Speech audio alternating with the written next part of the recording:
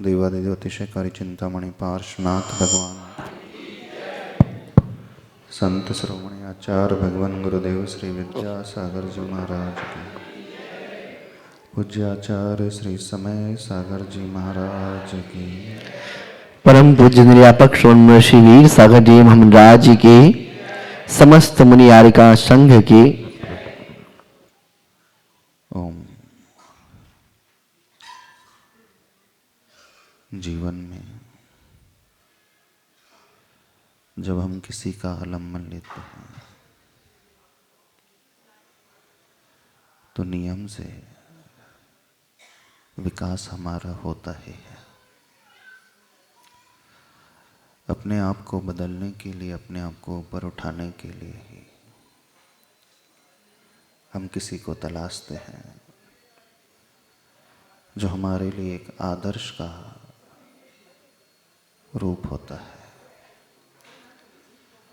आदर्श होना हर एक के जीवन में बहुत आवश्यक होता है। जिसके जीवन में कोई आदर्श नहीं होता है वो अपनी उन्नति कभी नहीं कर पाता है। हमें इंस्पिरेशन, ओम, इंस्पिरेशन हमें हमेशा उस आदर्श से मिलती है। हमारा उत्साह उसे देख करके हमेशा बढ़ता है। कोई ऐसा रोल मॉडल ना हो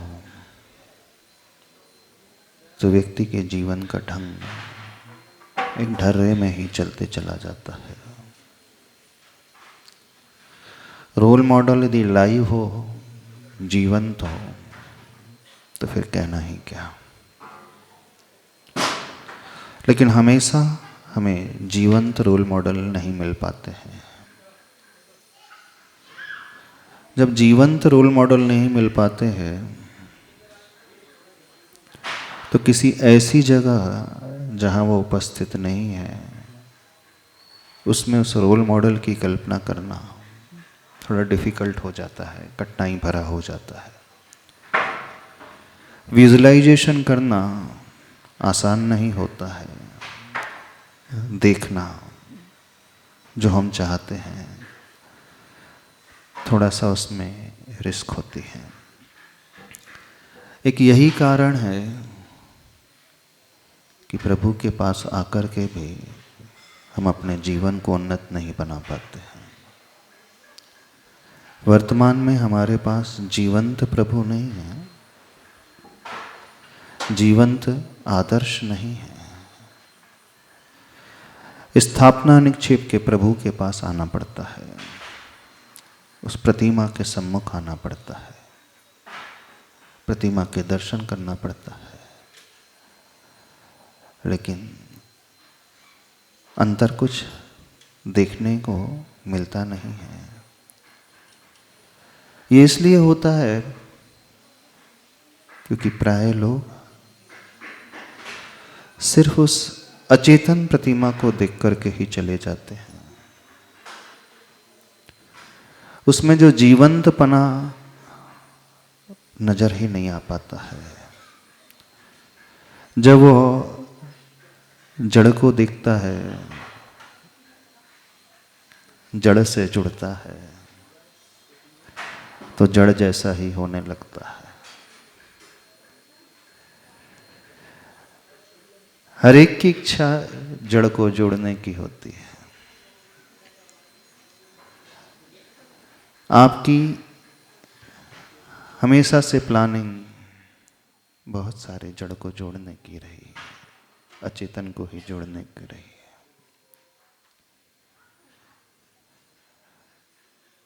प्रभु के पास आकर के भी व्यक्ति उस जड़ता को छोड़ नहीं पाता है। क्यों हमारा विकास नहीं हो पाया आज तक? इन भगवान के पास आकर के भी इस विषय को समझने की आवश्यकता है। प्रभु को आदर्श कहा जाता है ना? भगवान कैसे होते हैं? आदर्श। आदर्श जो बेंचमार्क होता है। हमें भी अपने आप को ऊपर उठाना है तो उस आदर्श की आवश्यकता होती है। लेकिन आदर्श को देख करके ऊपर क्यों नहीं उठ पा रहे हैं? उसका सबसे बड़ा कारण यह है कि जब जब व्यक्ति यहाँ पर प्रतिमा के समक्ष आता है तो उसके भीतर जो छिपा हुआ है वह नहीं दिखता है। आदर्श का एक दूसरा अर्थ होता है संस्कृत में दर्पण। आप सभी लोग प्रतिदिन दर्पण देखते हैं, देखते हैं? कोई भी ऐसा नहीं होगा यहाँ पर जो दर्पण ना देखता हो। कुछ लोग एक बार नहीं, न जाने दिन में कितने बार देखते होंगे, गिनती भी नहीं होगी। जब जब घर से बाहर निकलते हों तब तब एक बार दृष्टि चले जाती। कुछ थोड़ा सा और आगे वाले होते हैं, दर्पण को अपने साथ कैरी करके ही चलते हैं। महिला वर्ग विशेष, आपके बैग में, हैंड बैग में छोटा सा दर्पण रहता है ना। खैर आज वर्तमान में उसकी आवश्यकता नहीं है क्योंकि मोबाइल ही है आपका। कई लोग सभा में बैठ कर के भी मोबाइल को ही देखते रहते हैं। फ्रंट कैमरे से मोबाइल को नहीं देखते हैं, अपने रूप को देखते हैं। आचार्य भगवान ने एक हाइकू लिखा है, बड़ा अच्छा हाइकू है। दर्पण को ना दर्पण में देखें तो भूल ज्ञात हो। दर्पण को न दर्पण में देखो तो भूल ज्ञात हो। सवेरे स्नान करने के पश्चात आप क्या देखते हैं? दर्पण को देखते हैं कि दर्पण में देखते हैं? दर्पण को देखते हो कि दर्पण में देखते हो?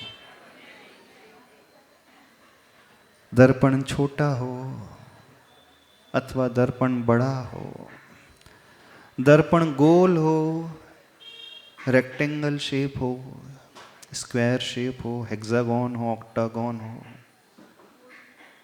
उससे फर्क पड़ता है? त्रिकोण आकार का दर्पण हो, चौकोर हो, लंबा हो, चौड़ा हो, गोल हो, उससे फर्क पड़ता है? कैसा होता है कि बड़ा दर्पण है तो उसमें कुछ बड़ा रूप दिखता है? नहीं ना। छोटा दर्पण है तो उसमें छोटा दिखता है? नहीं। कितने लोग दर्पण की फ्रेम को देखते हैं, दर्पण के साइज को देखते हैं, दर्पण के शेप को देखते हैं।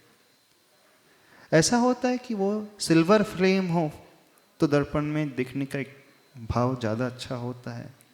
मेटल फ्रेम हो और प्लास्टिक फ्रेम हो, ऐसा फर्क नहीं होता ना। यदि प्लास्टिक भी फ्रेम हो तो भी आपको कोई अंतर नहीं पड़ता है, क्योंकि शायद ही कोई व्यक्ति होगा जिसकी दृष्टि उसकी फ्रेम की ओर जाती होगी, शायद ही कोई होगा। पर कोशिश आप हमेशा ही करते हैं कि अच्छी से अच्छी फ्रेम वाला दर्पण हो। हर व्यक्ति कोशिश करता है सुंदर सी फ्रेम हो उसकी चारों तरफ की। अब कोई व्यक्ति यदि सिर्फ दर्पण को ही देखने लगे तो क्या होगा? आप कभी अपने रूप को नहीं देख पाओगे, फ्रेम में अटक करके रह जाओगे। तो दर्पण को नहीं देखा जाता है, दर्पण में देखा जाता है।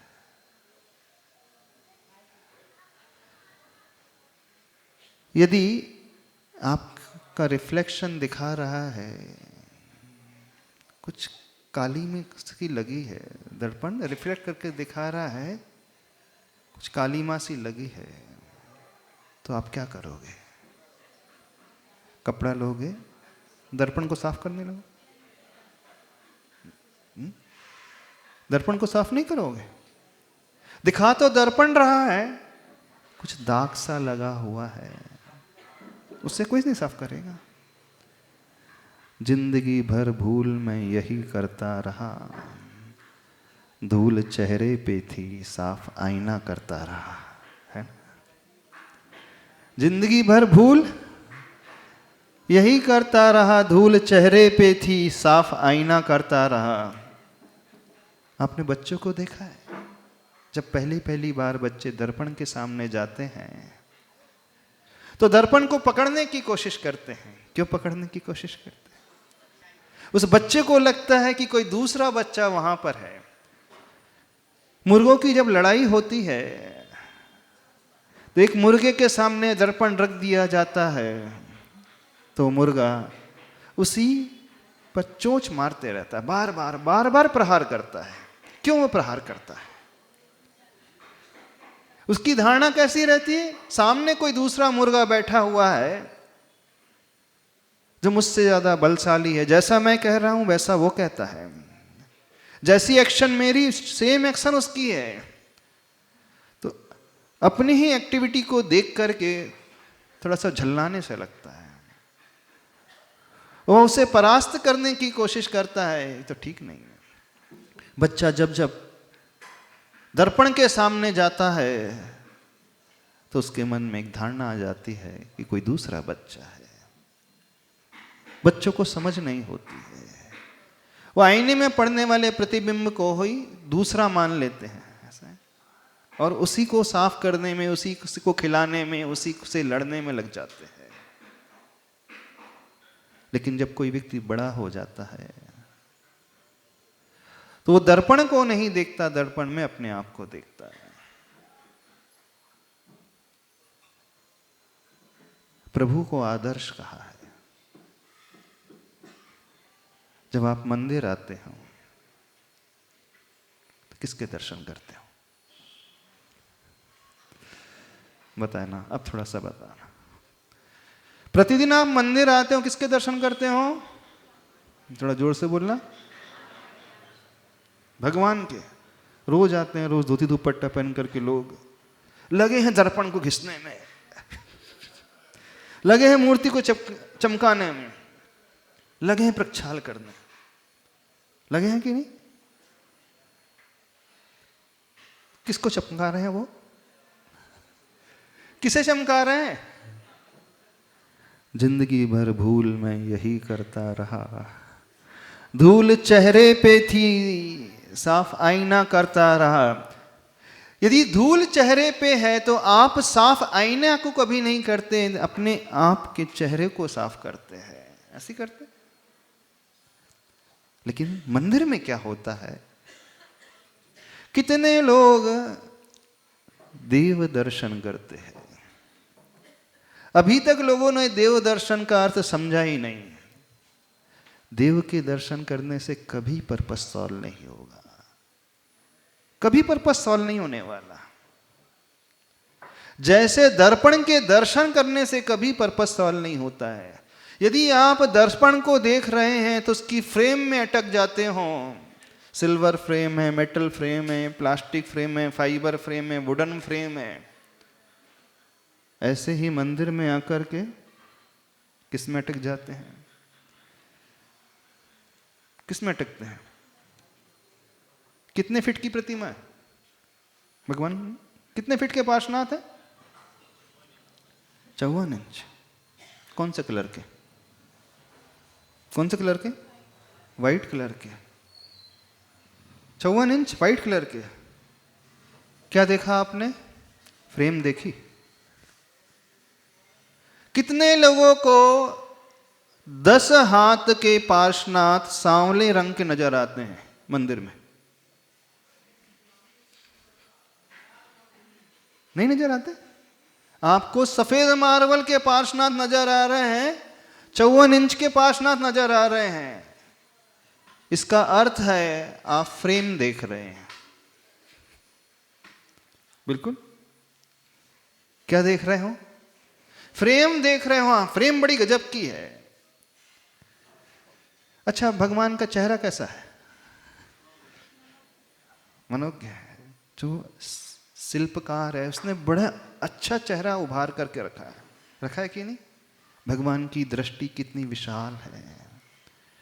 और उनके होंठ कैसे हैं? अच्छे लग रहे? नासा कैसी दिख रही भगवान की? अच्छे। ललाट और बाल कैसे लग रहे? और श्रीवत्स अच्छा लग रहा है। क्या देख रहे हो? ये क्या देख रहे हो? दर्पण को कि दर्पण में? आदर्श को कि आदर्श में? कभी प्रतिमा दर्शन करने के लिए शास्त्रों में नहीं लिखा है। कहीं नहीं लिखा कि हमें प्रतिमा के दर्शन करना। कहां लिखा है? कहां लिखा है कि देव के दर्शन करना चाहिए? तो हम तो हमेशा कहते हैं देव के दर्शन का नियम है ही नहीं। देव में दर्शन करने का नियम है। देव के दर्शन करने का नियम नहीं है। और प्राय हर व्यक्ति आता है, मूर्ति के दर्शन करके चला जाता है। आज तक उसने मूर्ति मान के दर्शन नहीं किए। प्रतिमा के दर्शन करके चला गया, प्रतिमावान के दर्शन नहीं किए। प्रतिमा का दर्शन तो हर व्यक्ति करता है, कौन नहीं करता है? शिल्पी को बुलाओ, वो बड़े अच्छे से वर्णन कर देगा। एक अजैन व्यक्ति को बुलाओ अपने मंदिर में, उससे पूछना कैसी मूर्ति है, क्या कहेगा? मूर्ति का शिल्प बहुत अच्छा है, वाइट कलर की है, 54 इंच की, 54 इंच की है, शेप बड़ा अच्छा है, नाक नक्शा बड़ा सुंदर, बड़े सुंदर है। और वेट कितना होगा मूर्ति का? कितने? 4 टन? 2 टन होगा। 2 टन वेट। उसका रंग, उसका शेप, उसकी आकार, उसके प्रकार, उसके नाक, उसके नक्श, उसके हाथ, उसके पैर, सभी जब आते हैं मंदिर में सिर्फ इसी में अटक करके रह जाते हैं, नहीं रख जाते। किसी को छोटे दिखते हैं भगवान, किसी को बड़े दिखते हैं। कोई बोलता है तो छोटे से भगवान है, कोई बोलता है बहुत बड़े भगवान। हमें जो दिख रहा है उससे कुछ प्रयोजन नहीं, जो देखा जा रहा है उससे प्रयोजन होता है। कितने लोगों को मूर्तिमान नजर आते हैं पार्श्वनाथ? कितने लोगों ने यहां पार्श्वनाथ भगवान के दर्शन किए हैं मंदिर में आकर के? 2 चीजें लेकर के चल रहे हैं हम। एक तो प्रतिमा में प्रतिमावान, फिर उसके बाद दूसरा विषय और आएगा, प्रतिमा में प्रतिमावान का भी दर्शन नहीं करना है। हमारा उद्देश्य पार्श्वनाथ भगवान के दर्शन करना है ही नहीं है। बताइए, पार्श्वनाथ भगवान के दर्शन करना? यदि हमने पार्श्वनाथ भगवान के दर्शन कर भी लिए, मूर्ति में मूर्तिमान के दर्शन कर भी लिए, तो उससे हमें क्या मिलेगा? मिल जाएगा भगवान अपने सुख में से थोड़ा सुख हमें दे देंगे, दे देंगे। अपने अनंत ज्ञान में से थोड़ा ज्ञान हमें दे देंगे? बिल्कुल नहीं देंगे। एक रंच मात्र सुख वो अपना नहीं दे सकते, देते ही नहीं है। वो अपने में से जो अनंत चतुष्टय उन्होंने पाया, अपने अनंत चतुष्टय में से एक भी कुछ रत्ती मात्र भी नहीं दे सकते, देते ही नहीं है वो। पार्श्वनाथ भगवान के दर्शन करने का प्रयोजन है? बनिया जो होता है ना, वहीं जाता है जहां उसे लाभ होता है, जहां प्रॉफिट होता है वहीं हाथ डालता है। बिजनेस करेगा जहां कुछ कमाई हो रही है तभी तो मैं व्यापार करूंगा, दुकान खोलूंगा, अन्यथा क्यों दुकान खोलेंगे, क्यों मेहनत करेंगे? मेहनत कर रहे हैं तो कुछ ना कुछ बेनिफिट तो होना चाहिए। तो यहां आकर के क्या बेनिफिट हो रहा है आपको, क्या मिल रहा है? मूर्ति के दर्शन करके चले जा रहे हो, अथवा मूर्ति मान के भी दर्शन कर लिए हमने, तो क्या मिलेगा हमें? कुछ मिलेगा? रहस्य समझने की कोशिश करें, बस आईने को देखने की कोशिश करें। जिस प्रकार आप आईना देख रहे हो उसी प्रकार इन आदर्श को देखना सीख जाएंगे, वहीं से जिंदगी बदलना शुरू हो जाएगी। आईने को देख करके कभी भी आप आईना साफ नहीं करते, आईने को देख करके अपने चेहरे को साफ करते हैं। प्रभु को देख करके आप किसे साफ करते हैं? जितने लोग सवेरे सवेरे अभिषेक करते हैं, किसे साफ करते हैं? वैसा क्या जी? मूर्ति को। यानी प्रक्षाल तो करना चाहिए महाराज जी, रोज प्रक्षाल का नियम है, रोज अभिषेक का नियम है। हर व्यक्ति घिसे जा रहा है मूर्ति को। धूल प्रभु के चेहरे की हटाना है कि अपने चेहरे की हटाना है? किसके चेहरे की हटाना है? अपने। गंदगी वहां की हटाना है कि गंदगी यहां की हटाना है? तो कितने लोग अपने चेहरे को साफ करते हैं और कितने लोग अपनी आत्मा को साफ करते हैं इन आदर्श के दर्शन करके। करते हैं? आपने कहा वो छोटा सा बच्चा जब आईने के सामने जाता है, अथवा जो नासमझ होता है वो आईने को साफ करने लग जाता है, छोटा बच्चा उस आईने से ही खेलने लग जाता है, यह समझ कर कि सामने कोई दूसरा बच्चा है। और आज का व्यक्ति भी तो इसी में अटक करके रह गया है, नहीं अटक करके रह गया? जिन दर्शन से निज दर्शन, क्या है? जिन दर्शन से निज दर्शन जिसके होते हैं, तो समझना वह दर्शन कर रहा है। और सिर्फ जिन दर्शन में ही अटका हुआ है तो उसका कोई प्रयोजन सिद्ध नहीं हो रहा है, उसे कुछ भी लाभ नहीं हो रहा है।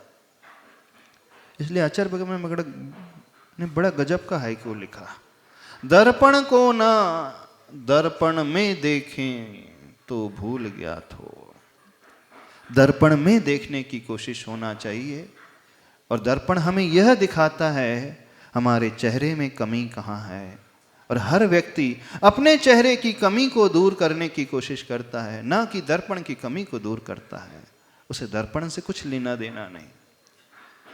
हाँ, फैक्ट यह भी है कि दर्पण स्वच्छ होना बहुत आवश्यक है। यदि दर्पण में ही धूल लगी है तो भी हमारा चेहरा स्पष्ट नहीं नजर आ सकता। तो दर्पण को भी साफ करना बहुत आवश्यक है, उसकी धूल हटाना भी आवश्यक है। यदि दर्पण में कोई क्रैक है तो भी हमारा चेहरा सही नहीं दिख सकता। यदि दर्पण में कोई धब्बा लग गया है, ऊपर से कोई डॉट लग गया है, कोई निशान आ गया है, कोई स्याही गिर गई है, कोई कलर उस पर गिर गया है, तो भी हमारा चेहरा स्पष्ट नजर नहीं आएगा। तो हमारा चेहरा स्पष्ट नजर आए इसलिए हर व्यक्ति उस दर्पण को बहुत अच्छे से ध्यान रखता है, उसकी केयर करता है, उसकी धूल को वो प्रतिदिन साफ करता है। करता है ना? उसमें कोई दाग धब्बा लगा हो तो उससे भी वो साफ करने की कोशिश करता है। उसमें कोई स्क्रैच आ जाए तो उससे भी वो दूर करने की कोशिश करता है। चाहे स्क्रैच हो, चाहे दाग धब्बा हो, चाहे धूल हो, मिट्टी हो, कुछ भी बाहर का लगा हो, इसे साफ करने का एकमात्र उद्देश्य यह रहता है कि वो दर्पण क्रिस्टल क्लियर होना चाहिए। जब तक वो क्रिस्टल क्लियर ना हो तो उसमें हमारा चेहरा स्पष्ट रूप से नहीं नजर आएगा। हाँ, मूर्ति का प्रक्षालन होना चाहिए, नो डाउट। मूर्ति में कुछ हो गया है, उस कमी को भी दूर करना चाहिए, पर उद्देश्य मूर्ति को चमकाना नहीं, उद्देश्य मूर्ति का प्रक्षालन नहीं है। उद्देश्य क्या है? उस मूर्ति को देख करके अपने आप का प्रक्षालन करना। और अपने आप का प्रक्षालन तब होता है जब व्यक्ति को उस मूर्ति में अपने दाग धब्बे नजर आते हैं, अपने चेहरे पे लगी हुई धूल नजर आती है। तो जब जब आप भगवान के दर्शन करते हैं, कथन में यही आएगा कि भगवान के दर्शन, कहने में यही आएगा कि देव के दर्शन करने जा रहे हैं, प्रभु के दर्शन करने जा रहे हैं। पर सत्यता क्या है? सत्यता यह है, प्रभु के दर्शन कोई प्रयोजन नहीं रखता हमारे लिए। इसलिए प्रयोजन नहीं रखता, हम घंटों उन्हें देखते रहें, उनके रूप को निहारते रहें और उसी में अटके रहें, तो हमें क्या बेनिफिट होने वाला? क्या लाभ होगा? कोई लाभ होगा आपको? लाभ तो तब है जब उस दर्पण को देख करके, उस आदर्श को देख करके, उनके उस रूप को देख करके हमें अपना स्वरूप नजर आ जाए।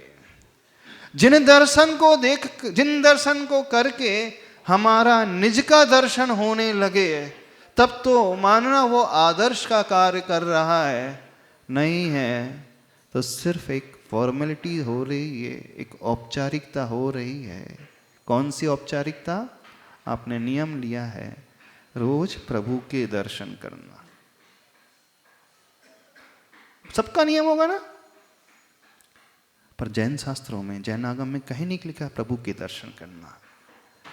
प्रभु में दर्शन करने का नियम है, प्रभु के नहीं, दर्पण के नहीं, दर्पण में दर्शन करने का नियम है, प्रभु में दर्शन करने का नियम है। अब प्रभु में हम अपने आप को देखें, अब वो कैसे दिखलाई देंगे? कभी देखा है? नहीं देखा। इतने वर्षों से क्या किया आप लोगों ने मंदिर आकर के? क्या किया इतने वर्षों तक? अच्छा, एक बात और पूछ लेते हैं, कितने लोग दर्पण के सामने जाकर के 1 सेकंड में अपना चेहरा हटा लेते? 2 सेकंड में?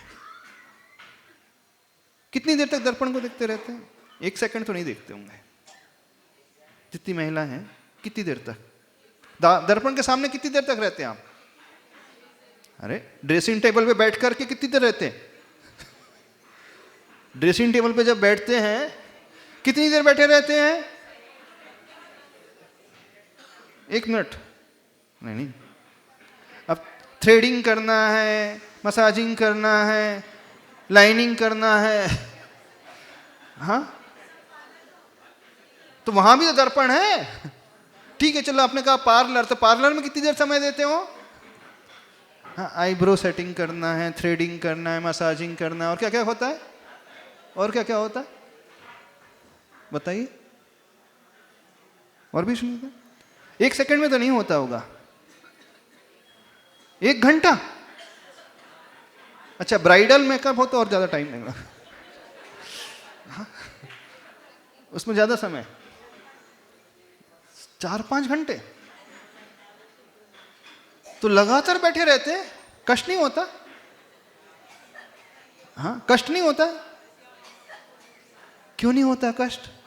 1 घंटे 2 घंटे लगातार बैठे हैं, और आप दर्पण के सामने ही बैठते होंगे। ऐसा तो है नहीं कि आंख बंद करके बैठते होंगे, कि दर्पण से विपरीत दिशा में बैठते होंगे। आप हर एक्टिविटी को देखते रहते होंगे। वो थ्रेडिंग हो रही है, वो मसाजिंग हो रही है, वो हेयर कटिंग हो रही है, और वो क्रीम है, फिर फाउंडेशन है, फिर लोशन है, और क्या क्या होता है हमें ज़्यादा पता नहीं है वैसे।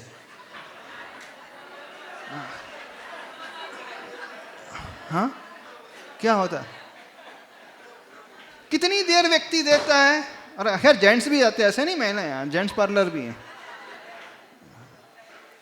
कितनी देर देता है व्यक्ति जाकर के दर्पण के सामने? मिनिमम 1 घंटा। अच्छा, मंदिर में आकर के इस दर्पण को कितनी देर देखते हैं? कितनी देर? कई लोग तो वो भी नहीं देखते। रोज रोज क्या देखना, वही तो मूर्ति वही तो भगवान है, एक दिन देख लिया। अब वही पार्श्वनाथ बैठे हैं, वही नाक नक्शा है, वही सफेद रंग है, उतनी ही 54 इंच की उनकी हाइट है, उतना ही उनका वेट है, वैसा ही उनका फण है। अब रोज रोज क्या देखना? तो कई लोग तो जब आते हैं मंदिर देखना, चावल चढ़ाए मुट्ठी भर, मूड पटके और चलते बने। एक बार ऐसी हुई, एक बड़ा अच्छा संस्मरण है। एक व्यक्ति एक मंदिर जाता था रोज। अब मंदिर में थोड़ा सा काम चल रहा था, तो प्रतिमा जो है नई वेदी में शिफ्ट हो गई। अब वेदी खाली। अब वो गया मंदिर, बढ़िया उदक चंदन हो गया, चावल चढ़ा या ढूक देख करके आ भी गए वापस। उससे पूछे दर्शन हो गए? बोले हाँ दर्शन कर लिए। बोले वहां तो मूर्ति है ही नहीं। अरे मूर्ति नहीं है क्या वहां पे? मेरे तो ध्यान ही नहीं कि मूर्ति है भी कि नहीं। ऐसे भी हैं, कई लोग होते हैं। यानी प्रतिमा मूर्ति वेदी में नहीं है, अब वो स्थानांतरित हो चुकी है, टेम्परेरी वेदी में शिफ्ट हो गई है, पर उसकी रूटीन जो बनी हुई है वो रूटीन के अनुसार आता है, चावल चढ़ाता है, ढूक देख करके चला जाता है। ऐसे भी महात्मा होते हैं, यानी दर्शन करके आ जाते हैं पर पता ही नहीं क्या किया, देखा ही नहीं। तो कुछ ऐसे भी ग्रेट लोग होते हैं, और कुछ ग्रेट ऐसे होते हैं मंदिर आते हैं 2 सेकंड देखे चलते बने। लेकिन कभी भी आप दर्पण को 2 सेकंड नहीं देखते, थोड़ा अधिक समय देते हैं। और मंदिर में आकर कितना समय प्रतिमा को देखने में, सही सही बताया, कितना समय देते हैं प्रतिमा को देखने में? हार्डली 2-4 सेकंड से ज्यादा कोई नहीं देता है। अब अपने चेहरे को देखना है तो बहुत अधिक समय देगा। यानी जिसे निज दर्शन करना है जिन दर्शन में, तो वह व्यक्ति अधिक समय देता है, और जिसे फॉर्मेलिटी करना है, औपचारिकता निभाना है, वो आया, चावल चढ़ाया, मूड पटका और चलते बना। और ऐसा नहीं, मंदिर में दर्पण को भी देखता है, जब चंदन लगाता है ना, देखना वहां ज्यादा समय देगा वो, प्रतिमा के सामने कम, और आईने के सामने मंदिर में भी ज्यादा समय दे देगा। हाँ चंदन व्यवस्थित है कि नहीं, फिर सेट करेगा, फिर ठीक है कि नहीं, फिर लंबा होगा तो उसे व्यवस्थित करेगा। बड़ा आश्चर्य लगता है। तो आप देव दर्शन जिन दर्शन करते हैं, अब समझे रहस्य को, जिन दर्शन करने का उद्देश्य है ही नहीं। जब जब प्रभु के पास आए तो जिन दर्शन में निज दर्शन जिसे हो रहा है, समझना वह जिन दर्शन कर रहा है, और जिसे निज का दर्शन नहीं हो रहा है वह सिर्फ प्रतिमा को चमका करके, घिस करके, प्रक्षाल करके चलते बनता है। और रेयरली कुछ लोग होंगे जितने वर्षों में कभी अपने आप को प्रभु के सामने देखते होंगे। देखते हैं आईने के सामने अपने चेहरे को तो बड़ा अच्छे से देखते हों, लेकिन कभी अपने रूप को देखने की कोशिश की, मेरा रूप और मेरा स्वरूप कैसा है। आश्चर्य नहीं लगता? क्या कर रहे हैं, क्या किया है आज तक, किस प्रकार से क्रिया करते चले जाए हैं, किस प्रकार से औपचारिकता निभाते चले आए हैं। और जब यही क्रिया चलते रहती है तो व्यक्ति के जीवन में कोई परिवर्तन नहीं आता है, कभी उसका जीवन उन्नत नहीं होता, बदलता ही नहीं। क्योंकि हमारा जीवन प्रतिमा के दर्शन से कभी नहीं बदलेगा, हमारा जीवन प्रतिमा में अपने दर्शन करने से बदलेगा। अब फिर हमारे भीतर जो है कमियां, हम उसे साफ करने की, उसे दूर करने की कोशिश करेंगे, तब हमारे भीतर निखार आएगा। स्वयं को साफ करने की कोशिश कोई करता ही नहीं, स्वयं की कमियों को दूर करने का पुरुषार्थ ही कोई नहीं करता। अब पुरुषार्थ भी तब होगा जब दृष्टि जाएगी, दृष्टि ही नहीं जाती। चेहरे में बड़ी जल्दी दृष्टि चल जाती, चेहरे में लगी हुई कालिक है, दाग है, धब्बा है, धूल है, और बाल अस्त व्यस्त हों तो तुरंत चले जाती है। लेकिन प्रभु की प्रतिमा को देख करके अपनी ओर दृष्टि, एक आध व्यक्ति निकल करके आता है, उसकी जाती है। सबने रहस्य समझने की कोशिश ही नहीं की, इस कारण आचार्य भगवान को लिखना पड़ा, दर्पण को ना दर्पण में देखो तो भूल ज्ञात हो। जब हम प्रतिमा में अपने आप को देखना शुरू करेंगे, अब आप कहोगे कि महाराज जी दर्पण में तो अपना रूप स्पष्ट दिखता है, अब प्रतिमा में हम अपना रूप कैसे देखें? अब दूसरी बात आएगी। अभी उदाहरण में तो बात समझ में आ रही है, जब हम दर्पण के सामने जाते हैं तो स्पष्ट रूप से हमारा प्रतिबिंब झलक जाता है। लेकिन अब पार्श्वनाथ भगवान की प्रतिमा है, हमें इन आंखों से पार्श्वनाथ भगवान की प्रतिमा का वो सफेद रंग ही नजर आ रहा है। मार्बल की प्रतिमा है, देखने में आ रही है। 54 इंच की प्रतिमा देखने में आ रही है, फण वाली प्रतिमा देखने में आ रही है। अब हम कह रहे हैं प्रतिमा में भगवान को देखना है, तो भगवान दिखेंगे उसे कैसे दिखेंगे? जैसे भगवान है। पार्श्वनाथ भगवान का रंग कौन सा है? सांवलिया पारसनाथ। तो इस सफेद मूर्ति में सांवले पार्श्वनाथ किन किन को दिखते हैं? कभी नहीं दिखे। तो इसका अर्थ प्रतिदिन प्रतिमा ही देखी ना, प्रतिमावान को तो नहीं देखा। 54 इंच की इस प्रतिमा में 10 हाथ के पार्श्वनाथ किसे दिखे हैं? किसी को नहीं दिखे। तो क्या देखा है आज तक? पहले भगवान को देखना, फिर बाद में अपने आप को देखना। स्टेप कैसी रहेगी है? जिन दर्शन से निज दर्शन की जो स्टेप कैसे रहेगी? पहले इस प्रतिमा में प्रतिमावान को देखना है। ये तो जड़ मूर्ति है, पाषाण की है, मार्बल की है।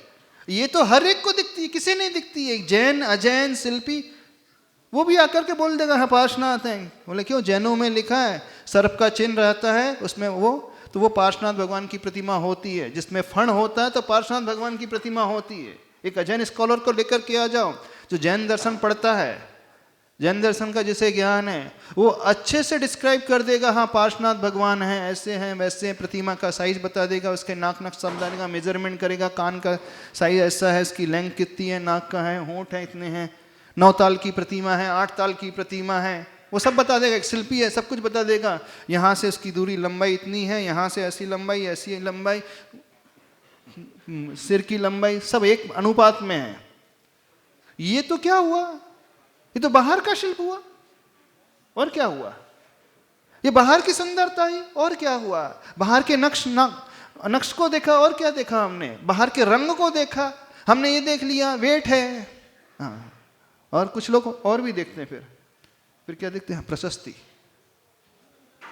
किसकी क्या क्या लिखी प्रशस्ति में? प्रशस्ति कौन पढ़ता है? जिसने प्रतिमा विराजित की वही पढ़ता है ना। प्रशस्ति कौन पढ़ता है मूर्ति की? जिस परिवार ने प्रतिमा रखी है वही देखता है कि हाँ मेरा नाम है कि हाँ मेरे परिवार का नाम है कि नहीं, बाप दादा का नाम है कि नहीं, सही सही नाम लिखा है कि नहीं। तो देखना, अब लोग मंदिर में आकर के क्या क्या देख रहे हैं, किस किस के दर्शन कर रहे हैं, लेकिन भगवान के दर्शन तो कहाँ हो रहे हैं। जब भगवान के दर्शन हो जाएंगे उसके बाद नंबर आएगा निज दर्शन का। अभी तो सिर्फ और सिर्फ प्रतिमा के दर्शन हो रहे हैं, और वो भी एक औपचारिकता भरे दर्शन हो रहे हैं। निज दर्शन सबसे लास्ट में आने वाला है। जब हम उस प्रतिमा को अच्छे से देखेंगे, समय देंगे, तब हमारे मन में भाव आएगा कि हाँ ये पार्श्वनाथ भगवान की प्रतिमा है। फिर उसके बाद भाव आएगा हाँ पार्श्वनाथ भगवान सांवले वर्ण के थे, पार्श्वनाथ भगवान की काया 10 हाथ की थी, पार्श्वनाथ भगवान इस रूप थे, पार्श्वनाथ भगवान का शरीर ऐसा है। अभी तो सब पर्याय की बात कर रहे हैं, अभी हम गुण की तो बात ही नहीं कर रहे हैं। जब यहाँ समय दे रहा है वो, अब इसके बाद आएगा नंबर पार्श्वनाथ भगवान के गुणों का। फिर उसके बाद नंबर आएगा और अधिक। आज तो समय हो गया है, 10 मिनट है क्या? तो अपने को रोज लेट ही निकलना है क्या? हाँ ये टाइम ही हो गया क्या? 10:30 बजने समय से अपन निकले, वो एक विशेष टाइम की बात है लगे। क्योंकि देखना भगवान के दर्शन कैसे करते हैं जानते हैं? जो जानदि अर्हंतम दव्वत गुणत पज्जतम सहिदम सो जानदि अपाणम मोहो जादो तस् खयम लेदी। जो भगवान को द्रव्य गुण और पर्याय से जान लेता है वह अपनी आत्मा को जान लेता है और उसका मोह क्षय को प्राप्त हो जाता है। तो भगवान के दर्शन करने का अर्थ है द्रव्य गुण और पर्याय से प्रभु को देखना। जब द्रव्य गुण और पर्याय से प्रभु को देखेंगे तब हम अपने आप को देख पाएंगे, तब हम निजता की ओर आ पाएंगे, तब स्वयं को हम पहचान पाएंगे, तब हमें ज्ञात होगा कि अब मेरे भीतर क्या क्या कमियां हैं, कहाँ कहाँ क्या क्या कालिख पुती हुई है, कैसे उसे दूर करना है। ये लास्ट नंबर में आने वाला है। आचार्य कुंद कुंद भगवान कहते हैं भगवान को देखना, भगवान को जानने का अर्थ कैसा है। अभी जो दिख रहा है ना बड़ा सुपरफिशियल दिख रहा है, बहुत ऊपरी तौर पर नजर आ रहा है, कुछ भी अंदर नहीं नजर आ रहा है, और वह भी ढंग से नजर नहीं आ रहा है। सिर्फ प्रतिमा की बनावट को देख करके व्यक्ति चला जाता है, उससे ज्यादा कुछ नहीं दिखता। वो ये कहेगा ये प्रतिमा छोटी है, प्रतिमा बड़ी है, लेकिन जब आप आईने को देखते हो तो कभी नहीं कहते कि आईना छोटा है कि आईना बड़ा है, आईना गोल है कि त्रिकोण है कि चौकोर है, कभी नहीं कहता व्यक्ति। आईने की फ्रेम जो है प्लास्टिक की है, फाइबर की है, सिल्वर की है, मेटल की है, वुडन की है, कभी नहीं ध्यान जाता उसकी ओर। एक बार उसने ठीक है जब खरीद करके लाता है, एक बार उसने देख लिया कि हाँ अच्छी फ्रेम होना चाहिए, व्यवस्थित होना चाहिए, साइज प्रॉपर होना चाहिए, बस एक बार जब लाते समय वो चेक कर लेता है। ब्रेक नहीं होना चाहिए, उसमें क्रैक नहीं होना चाहिए, स्क्रैच नहीं होना चाहिए, उसकी जो सरफेस है एकदम फ्लैट होना चाहिए, कॉनकेव नहीं होना चाहिए, कॉन्वेक्स नहीं होना चाहिए, है ना। प्रदर्शनी लगती थी ना जब पहले, तो उसमें मिरर हाउस होता था, अलग अलग प्रकार के मिरर होते हैं। एक आईने के सामने जाता तो व्यक्ति बहुत मोटा दिखता है, एक के सामने जाता तो एकदम लंबा दिखता है, एक आईने के सामने जाता तो एकदम पतला हो जाता है, एक में एकदम ठिगना हो जाता है, एक में ऊपर का पोर्शन बड़ा होता है, एक में नीचे का पोर्शन बड़ा होता है। तो जैसा उसका मिरर का शेप होता है, कॉनकेव है, कॉन्वेक्स है, उसके अनुरूप उसका रिफ्लेक्शन आता है, प्रतिबिंब नजर आता है। पर जब आप आईना खरीद करके लाते हो उस समय आप उसकी फ्रेम देख लेते हो, उसका रेट देख लेते हो, उसका साइज देख लेते हो, उसका शेप देख लेते हो, बस एक ही दिन देखते हो।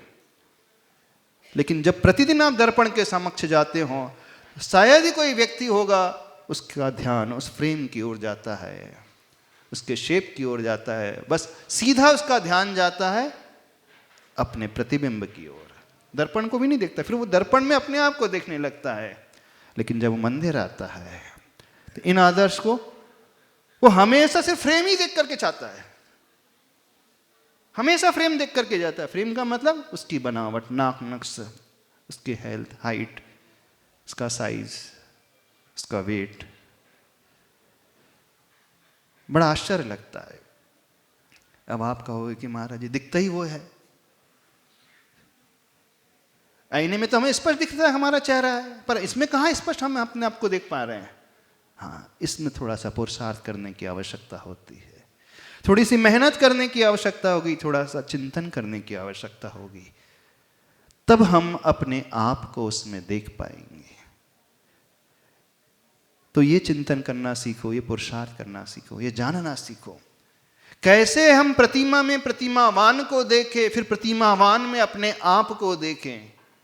जब हमें ये दो नजर आने लगे, प्रतिमा में प्रतिमावान यानी मूर्ति में मूर्तिमान नजर आने लगे, और मूर्तिमान में फिर हम अपना आप को देखने की क्षमता पैदा करने लगे, उसके बाद शुरू होती है देव दर्शन की यात्रा।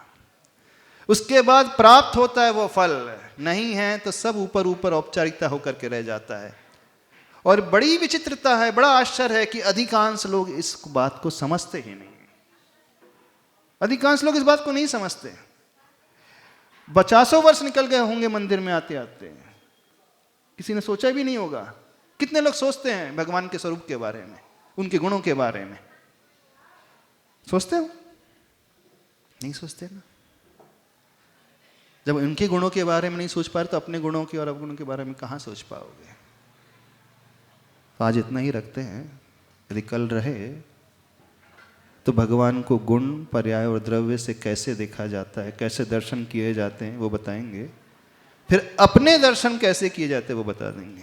बोले देवादिदेव श्री चिंतामणि पार्श्वनाथ भगवान की।